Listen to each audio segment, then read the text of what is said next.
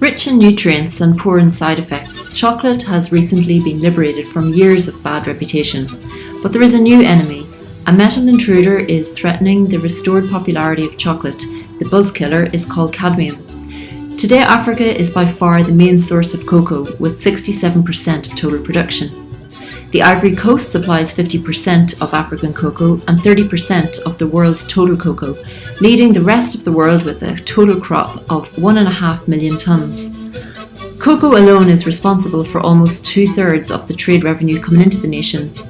In Ghana, representing 1/4 of African output, cocoa is king, with production accounting for just under 1/6 of the country's GDP.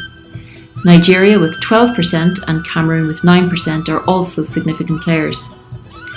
Asia is number 2 in terms of production. In particular, Indonesia is principally involved.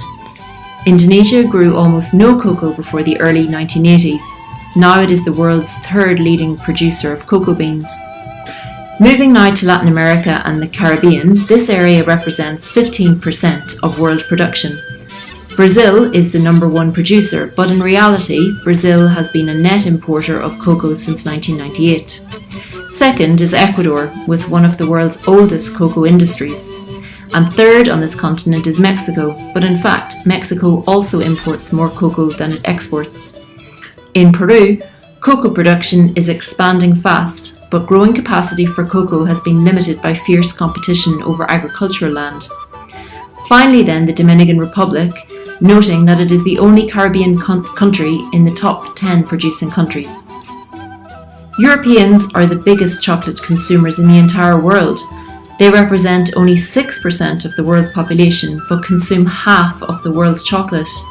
As there is no domestic cocoa production in Europe, the European Union needs to import all the chocolate or cocoa beans it needs.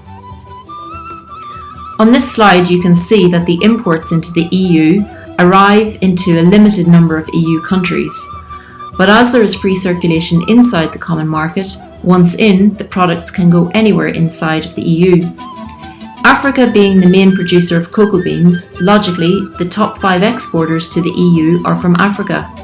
There, the situation with cadmium does not cause major problems, except for locations close to volcanic activity. Despite being considered the world's prime supplier of fine cacao, cocoa beans from Latin America are particularly affected by cadmium contamination. Due to higher volcanic activities, traces of cadmium are more prominent in cacao from Latin America than from West Africa. In Peru, a very closely spelled plant, the coca, from which cocaine is produced, grows well in similar climates and fetches a much higher price, pushing cocoa farmers out of business. In recent years, Peru has become the world's largest producer of cocaine. The Peruvian government has taken strong action against drug production, but the task is enormous. Now, what can we do to address this issue of cadmium contamination? One of the solutions proposed is to add lime or zinc to the soil. These additions elevate pH and lower acidity. Another precaution is to check the cadmium content of the soil before planting any cocoa trees. If the levels are too high, another crop such as coffee could be grown instead. When processing cacao to create chocolate, the cadmium in the beans is blended with other raw materials, and therefore its concentration in the final product is reduced. Cocoa products and chocolate producers can also blend cacao beans with different levels of cadmium to reduce its concentration in the final product. Industrial chocolate manufacturers are able to keep down the cadmium content in their products thanks to purchasing in high volumes and from different regions.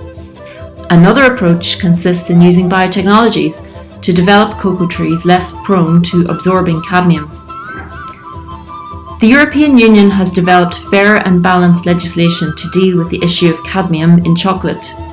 Its role is to protect consumers and particularly the most vulnerable, such as young children.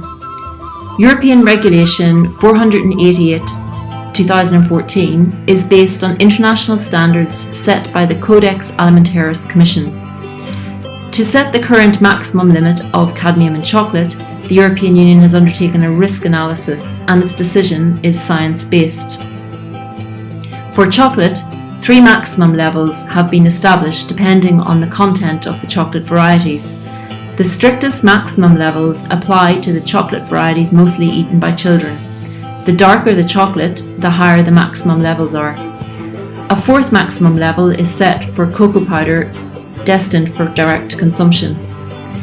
The legislation already entered into force on the 1st of January 2014, but the European Union granted a 5-year implementation period for chocolate levels until the 1st of January 2019 in order to give producers and processors, particularly in South America, a reasonable period of time to adapt.